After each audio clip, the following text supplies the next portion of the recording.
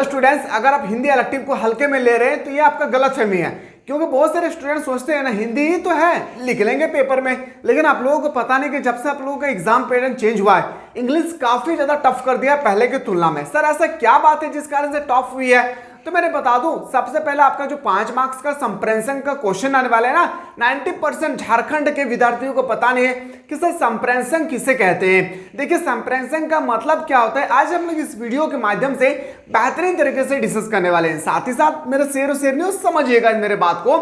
आज हम लोग जो डिस्कस करेंगे ना, याद रखिएगा 2 मार्क्स 3 मार्क्स और 5 मार्क्स का जो भी क्वेश्चन है आपका, ऑल इंपॉर्टेंट सब्जेक्टिव क्वेश्चन को मैं आज आपके सामने ना बेहतरीन तरीके से एक एक करके मैं प्रस्तुत करने वाला हूं। 5 मार्क्स का क्वेश्चन जो आप लोगों का पूछे जाएंगे ना, याद रखिएगा आप लोगों का 5 मार्क्स का क्वेश्चन जो आएगी ना, याद रखिएगा 4 क्वेश्चन होगा। अगर आप अच्छे ढंग से कर लेते हैं तो 20 मार्क्स का आपको इजिली से यहाँ पे मिल जाएगी। लेकिन एक बात याद रखिएगा, आपको पता होगा तभी तो इसका आंसर सही कर सकते हैं ना, इसके अलावा तो कोई आपके पास उपाय नहीं है। तो इसलिए जो चीज मैं बता रहा हूं, सारा सब्जेक्टिव क्वेश्चन का सॉल्यूशन मैं आज आपके सामने लेकर आया हूं। ध्यान पूर्वक आप लोगों को स्टडी करना। चलिए सबसे पहले मैं बता दूं, आप लोगों का जो 5 मार्क्स का क्वेश्चन है वो आप लोगों का 2 क्वेश्चन ऐसा होगा, एक होगा आप लोग लेटर सेक्शन से निबंध, एक ने होगा निबंध सेक्शन से, और एक होगा लेटर सेक्शन से, पत्र लेखन से। 5 और 5 10 मार्क्स हो गया सर यहाँ पे।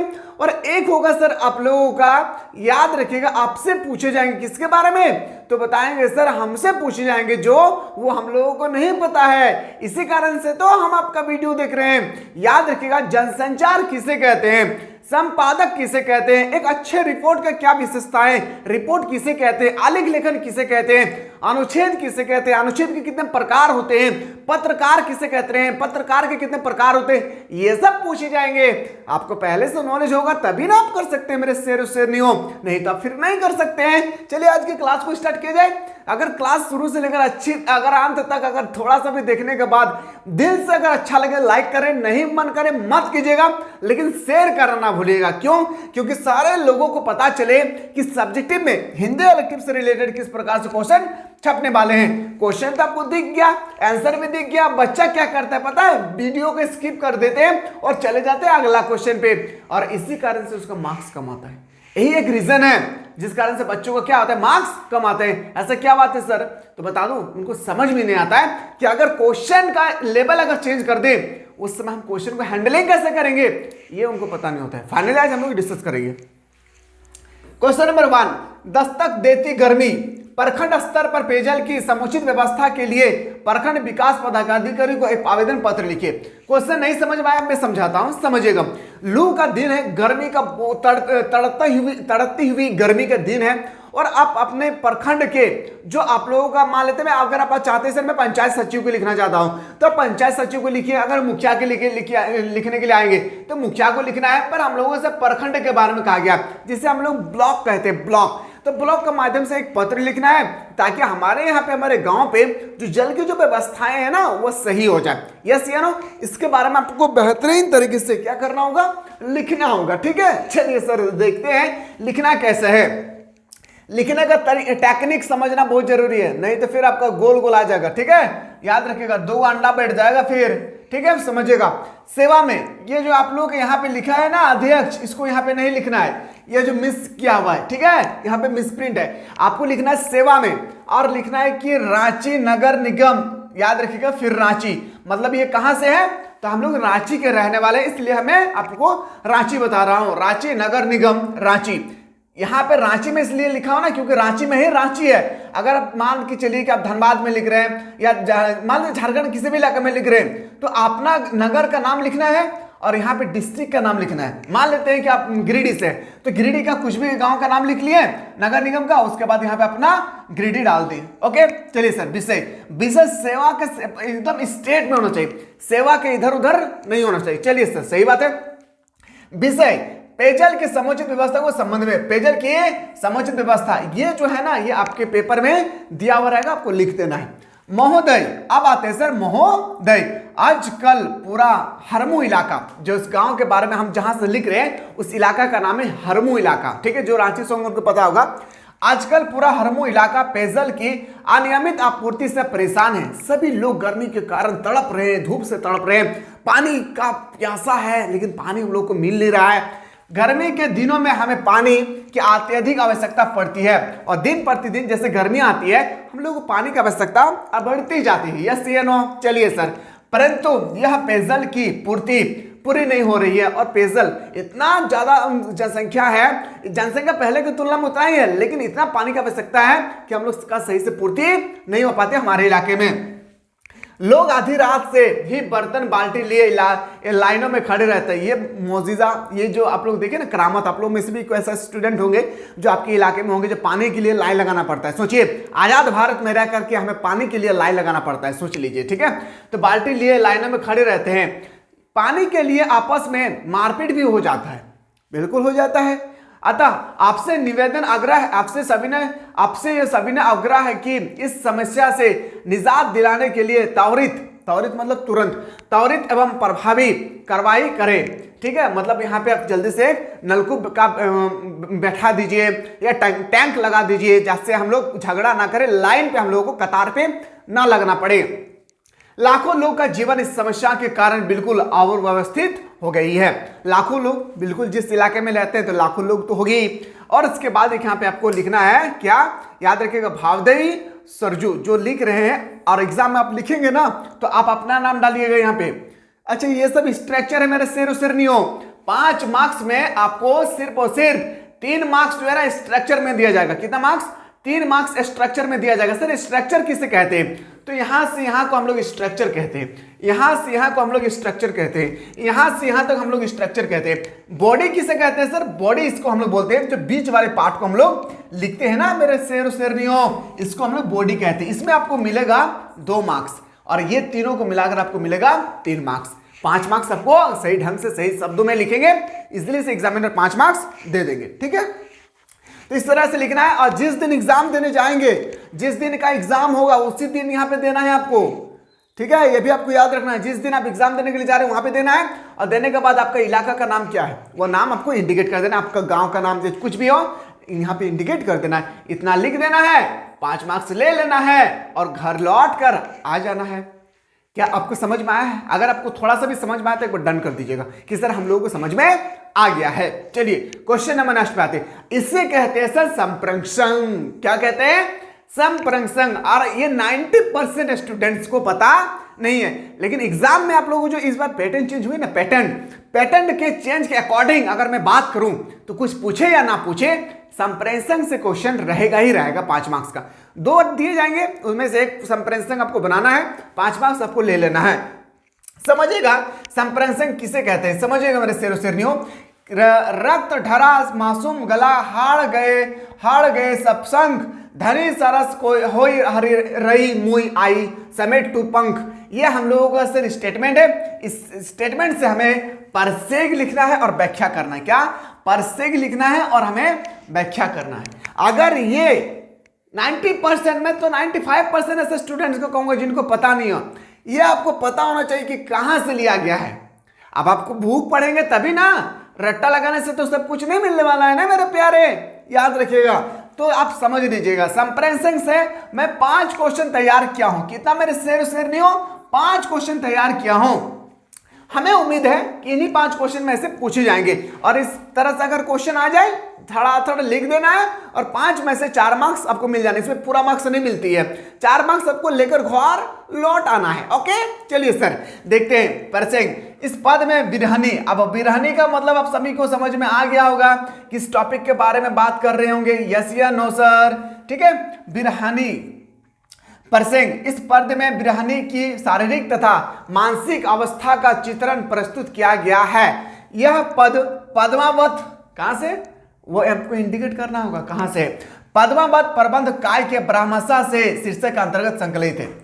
मतलब आप यहाँ पे जो दो लाइन आप देख रहे हैं ना, इसके आप थोड़ा सा अपने भाषा में भी लिख सकते हैं, जरूरी नहीं आपको इसी लैंग्वेज में लिखना है। लिख सकते हैं कि दिए गए वाक्य यह ब्राह्मसा के शीर्षक से लिया गया है। आप अपनी तरफ से भी लिख सकते हैं, ठीक है। चलिए सर, अब सबसे इंपॉर्टेंट होती है व्याख्या। अब ये 4 लाइन जो है ना, 2 लाइन क्या कहना चाह रहे थे उसको व्याख्या करना होगा। डीपली से पढ़े हैं तो लिख पाएंगे, नहीं तो एग्जाम में छोड़कर घर आ जाना है। क्या? घर आ जाना है सर। चलिए देखते हैं। कवि कहता है कि पुष के महीने में इतनी सर्दी पड़ रही है, मैंने बताया था बिरहोनी छोड़कर चले गए थे, कहते थे वाह मेरे हवा, मेरे पवन, मेरे लाश को राख बनाकर मेरे उस कदमों पे जाकर पहुंचा दे मुझे जहां पे मेरे पति रहा करते हैं। मैंने बताया था आप लोगों को।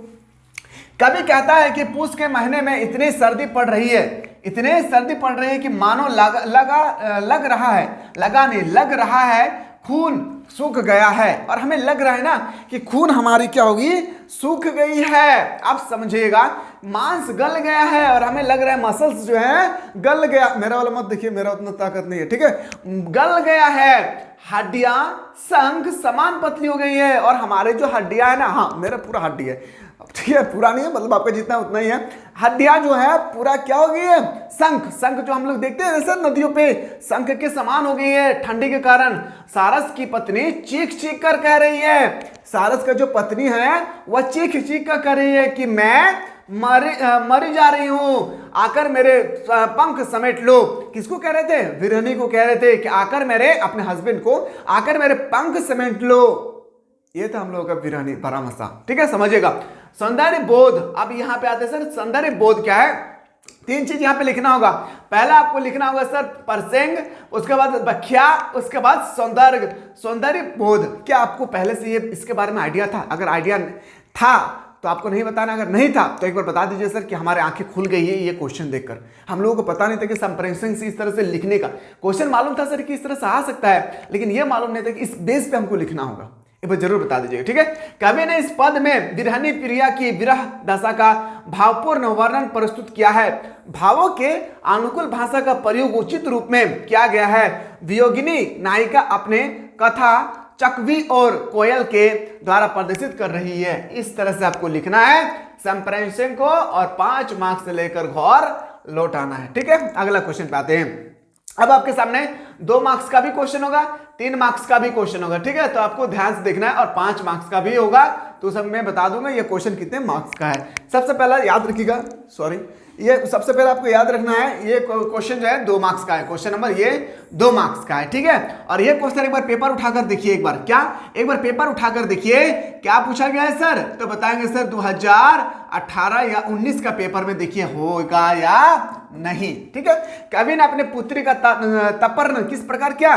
कवि ने अपने पिगत के समस्त पूतित कर्मों का अपनी पुत्री को आपूर्ति करते हुए उसका तर्पण किया। आते से क्षण के महत्व को उजागर करते हुए कविता का मूल्य भाव क्या है। अब क्षण समझिए, ये क्षण कहां से लिया गया है। क्षण के महत्व को उजागर करते हुए कविता का मूल्य भाव लिखिए। अब कविता का मूल्य भाव क्या है, इसके बारे में थोड़ा सा हम लोग जान लेते हैं। मानव जीवन के लिए एक क्षण महत्वपूर्ण है। मानो जिस तरह हम लोग बोलते हैं ना, अरे मेरे एक सेकंड मेरे कीमती है, उसी को हिंदी में सेकंड नहीं क्षण बोलते हैं। क्या क्षण बोलते हैं, ठीक है।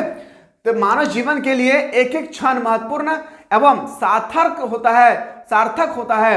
कविता के माध्यम से कवि ने जीवन में क्षण के महत्व के साथ ही उसकी क्षण भंगुरता को प्रतिष्ठित किया गया है। कवि ने यह संदेश दिया है कि जीवन की सार्थकता इसी में है कि वह छोटे होते हुए भी विशेषताओं से भरा हुआ है। यह था क्षण के बारे में जो कवि ने बेहतरीन ढंग से हम लोगों को बताया था। 12वां समय बनारस में बसंत का आगमन कैसे होता है। जो बनारस शहर है वहां पे बसंत का आगमन कैसे होता है, इटा हमनी से पूछल गए। तो हमने अगर आंसर जानबे तब ना हमने लिखल पारबे। अब तोहनी के खातिर ना हम बताए हो तो तोहनी बुझबी तब ना तोहनी लिखल पारबी। हर हमर बतवा बुझल पा रही ना, हमर दादा हमर दीदी, तोहनी हमर दादा हमर दीदी लागो ही ना रे। तो तोहनी के खातिर हम सब्जेक्टिव क्वेश्चन लेके लियो ताकि तोहनी पढ़ लिख कर तोहनी के अपने माँ बाप का नाम तोहनी रोशन करबी। क्या चाहो कि हमारे माँ बाप का नाम रोशन होते, तो तोहनी एक बार डन कर देवी, बुझली। हमार भाषा अगर बुझल पा रही तो चलिए देखते हैं सर कि बनारस में बसंत का आगमन कैसे होता है। तो बनारस में कैसे होता है, पहले इस क्वेश्चन को हम लोग यहाँ तक क्लियर कर लेते हैं, फिर इसको हम लोग देखते हैं और उसका क्या प्रभाव इस शहर पर पड़ता है, समझिएगा। पॉइंट नंबर 1 देखिए, पॉइंट दे के लिखे ना, एग्जामिनर खुश हो जाएंगे। क्या एग्जामिनर खुश हो जाएंगे, आपको एकदम बेहतरीन ढंग से लिखना है, ठीक है। चलिए, बनारस में वसंत का आगमन अचानक होता है। जो बनारस शहर है, बनारस कहाँ पे है, यूपी में है। तो बनारस शहर जो है ना, वहाँ पे जो वसंत है ना, वसंत का ऋतु एकदम अचानक आती है, अचानक। पॉइंट 2 उस समय लहराता या लहराताश या मडवाडी की ओर से धूल का एक बवंडर उठता है। देखिए मैं बता दूं, बसंत का दूसरा पॉइंट अगर आप लिखना चाह रहे थे तो देखिए बसंत के महीना में क्या होता है ना कि यहाँ के पत्तियां को उड़ाकर बसंत ने हवाओं पवनों ने दूसरे जगह कर देते हैं और दूसरे जगह के पत्तियों को उड़ाकर यहाँ कर देते हैं। ठीक इसी तरह से अगर मैं मान कर तो चलो धूल करकट कीट को उठा करके उड़ा करके दूसरे जगह हवा ले जाते हैं और दूसरे जगह कला यहाँ पे डाल देते हैं। ठीक है, अच्छा आप ये मत समझिए कि मैं दो जो माइक लगाया हूँ ना, दूसरा जगह क्लास चल रहा है। अन एकेडमिक का नाम सुने होंगे ना, तो वहाँ पे भी मेरा क्लास चल रहा है। थोड़ा थोड़ा बस आप लोगों का सपोर्ट है जरूर, हमारे झारखंड बदली के मेरे शेर और शेरनियों, बस आप लोगों का सपोर्ट होना चाहिए जरूर होगी। 2 जगह आज कंटिन्यू क्लास चल रही है। ठीक है, अन एकेडमिक का नाम सुने होंगे और नहीं सुने होंगे तो एक बार सर्च कीजिए यूट्यूब पे, कितना बड़ा प्लेटफॉर्म है। ठीक है, चलिए सर देखते हैं कि बनारस में पॉइंट नंबर 2 में उस समय लहरताशा या मडवाडी की ओर से धूल का एक बाउंडर उठता है और पूरे शहर का वातावरण धूल की, यहाँ पे धूल होगी, धूल की किरकिरीट से भर जाती है। अचानक देखिए 2 बजता है बसंत ऋतु में, अचानक धुआं, पेड़ पौधे हिलने लगते हैं और धुआं नहीं मतलब धूल को उड़ा करके, और कोई व्यक्ति अगर जा रहे तो हमारे आंखों में किरकिरीट से पैदा हो जाती है। पॉइंट 3, जन जीवन में न्याय उल्लास छा जाता है, भावनाओं का अंकुरन होने लगता है, भावनाओं का हमें अंकुरन होने लगता है। ठीक है, समझ में आ रहा है जी मेरे प्यारे। आते हैं सर पॉइंट 4, दशामेघ घाट का आखिरी पत्थर कुछ और मुलायम हो जाता है। और जो इस टॉपिक में बताया गया था कि दशामेघ घाट की जो आखिरी पत्थर की कुछ और मुलायम हो जाता है, पहले की तुलना में बसंत जैसी आती है पत्थर और मुलायम हो जाता है। पॉइंट नंबर 5, बंदरों की आंखों में एक अजीब सी नमी आती है, और बंदरों की आंखों में अजीब सी एक नमी आ जाती है। ठीक है, भिखारियों के खाली कटोरे में भी आश्चर्यजनक चमक आ जाती है। अब जैसे बनारस शहर तो मैं मान के चलो ये आपका यूपी में, लेकिन बनारस में मान के चलो ना, याद रखिएगा गंगा कहाँ पे, गंगा घाट के किनारे है। ठीक है, तो गंगा घाट सभी को मन होता है कि मैं गंगा नदी के पास जाऊं, तो ठंडा जैसी खत्म होती है तो लोग गंगा नदी के किनारे जाने के लिए अपने, समझ में आ गया किस लिए जाते होंगे। ठीक है, तो यहाँ पे जैसे जाते होंगे तो क्या कहते हैं कि जो भिखारी है ना, भिखारी ठंडों के दिनों में कटोरी जो होती है ना एकदम क्या होती है, खाली होती है, लेकिन जैसे बसंत ऋतु की आगमन होती है उनकी कटोरी पूरी की तरह भर जाती है। किससे चमक उठती है, किससे पता चल गया ना, रुपया से। ठीक है, याद रखिएगा। अगला है सर यहाँ पे कि भिखारी के खाली कटोरे में भी आश्चर्यजनक चमक आ जाती है, अर्थात दिन लोग भी उल्लसित हो उठते हैं, दिन प्रतिदिन होगा। ठीक है, दिन प्रतिदिन लोग भी उल्लसित हो उठते हैं। अच्छा ये सेंटेंस आप लोगों को हमें लग रहा है कि नहीं समझ में आता, समझ लीजिए। बंदरों की आंखों में एक अजीब सी नमी आने लगती है जब लोग जो है ना, जब वसंत की ऋतु का आगमन नहीं होती है तो बंदर जो है ना वहाँ पे गंगा घाट के किनारे पे जाकर बैठे रहते हैं। लेकिन जैसे वसंत ऋतु आती है तो क्या होती है, बंदर जो है ना, बंदर मंकी के आंखों में ना आंसू आ जाते हैं, क्योंकि उनको लगने लगता है अब हमें यहाँ पे लोग रहने नहीं देंगे, क्योंकि यहाँ पे लोग आकर शाम के समय, सुबह के समय, दोपहर के समय बैठा करते हैं, तो हम लोग कहाँ पे बैठेंगे। इस कारण से उन लोगों के आंखों पे नमी आ गई थी। अपने भाषा में लिखेंगे ना, बड़े मजा आएगा। ठीक है, चलिए पॉइंट नंबर नेक्स्ट पे आते हैं, मतलब क्वेश्चन नंबर नेक्स्ट।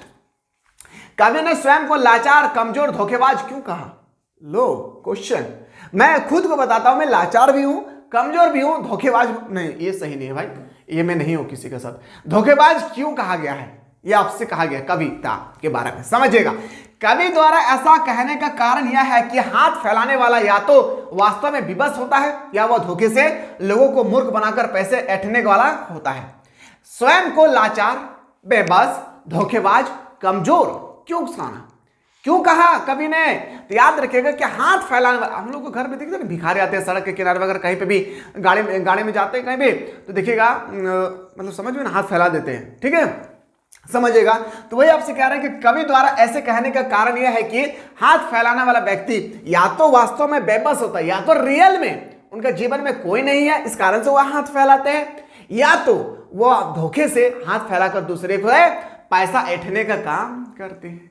2 ही रीजन हो सकता है, इसके अलावा कोई रीजन नहीं हो सकता है। ठीक है, पॉइंट नंबर नेक्स्ट। यदि वह वास्तव में मजदूर होता तो वह स्वयं को लाचार बताते हुए मदद मांगता, और अगर वह मजदूर होते ना, वह कहता देखो भाई मैं लेबर का काम करता हूँ, मेरे घर पे इतना खर्चा है और मेरा 200 रुपये मिल रहा है, इस कारण से मैं भीख भी मांगता हूँ, अगर आप देंगे तो दीजिएगा हमको, नहीं दीजिएगा, दे दीजिएगा, ठीक है, एग्जाम बाद दे दीजिएगा। तो देखिए यहाँ पे लिखा है, यदि वह वास्तव में मजदूर होता है तो वह स्वयं को लाचार बताते हुए मदद मांगता है। ठीक है, पॉइंट 3 पे आते हैं।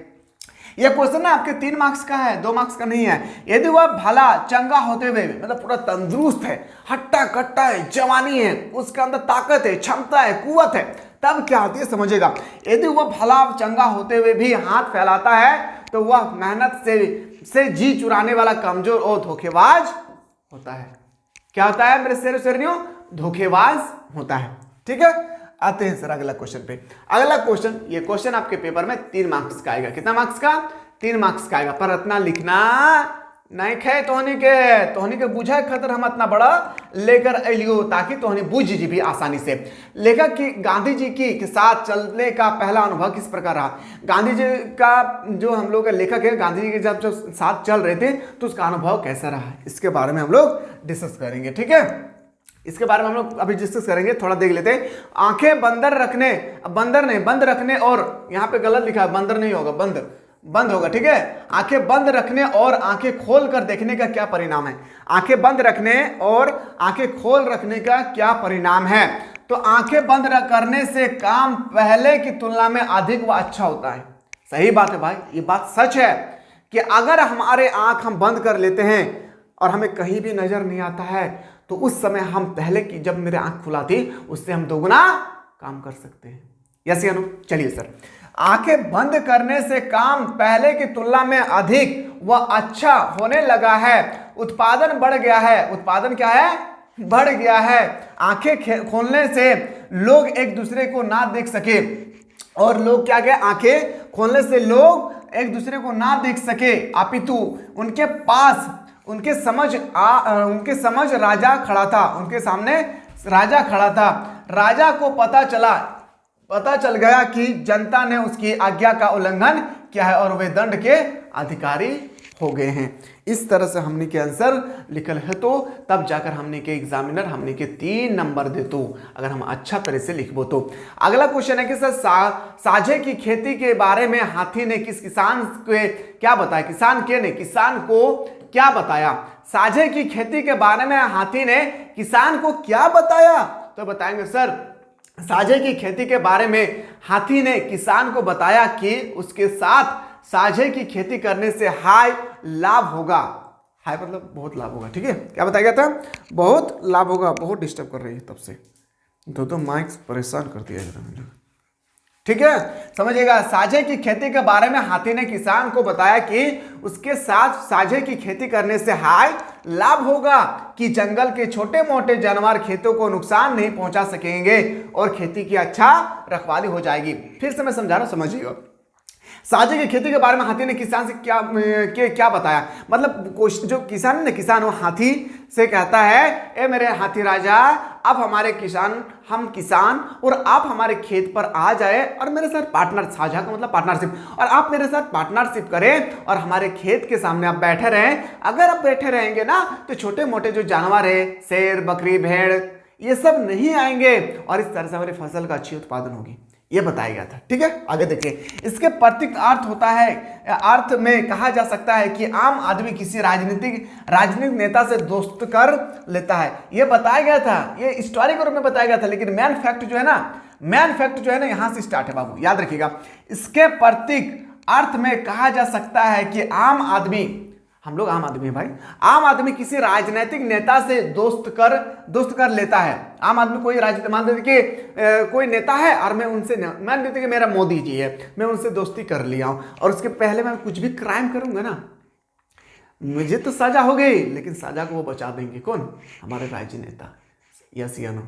आप लोगों को पता हो ना इसके बारे में। चलिए देखते हैं। इसके प्रत्येक अर्थ में यह कहा जा सकता है कि आम आदमी किसी राजनीतिक नेता से दोस्ती कर लेता तो वह साधारण जनता पर उसका दबदबा बन जाता है। और अगर मेरे साथ मोदी ने, मैं मान के चलो कोई जो छोटा मोटा नेता है उसके साथ अगर मेरी हो जाती है, मान लेते हैं कि मेरा हेमंत सोरेन से लगाव हो जाता है, तो हम गांव पे ना एक शान की बॉडीगार्ड की तरह, अरे मेरा कुछ नहीं होगा, सब कहेंगे देखो रे वो जो हेमंत सोरेन से रहने की कोशिश करता है, देखिए हेमंत सोरेन के साथ रहता है, इसको कुछ मत करना, एक लीडर के रूप में होता है। लेकिन हमेशा याद रखें मेरे साथ, मेरे शेरों शेरनियों, गलत गलत होता है, सच सच होती है। हमेशा सत्य के प्रति लड़ने की कोशिश रखिए, दम रखिए, हिम्मत रखिए, ठीक है।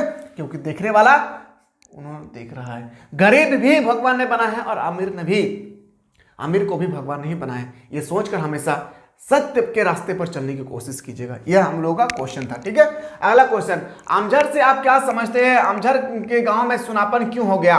और जितना क्वेश्चन मैं बताऊंगा मेरे शेर शेरनियों सब्जेक्टिव का, जितना भी क्वेश्चन हो गया आप लोगों का, क्या जितना भी क्वेश्चन होगा सब्जेक्टिव का A to Z, क्या A to Z आपको क्लास बेहतरीन तरीके से कर लेना है।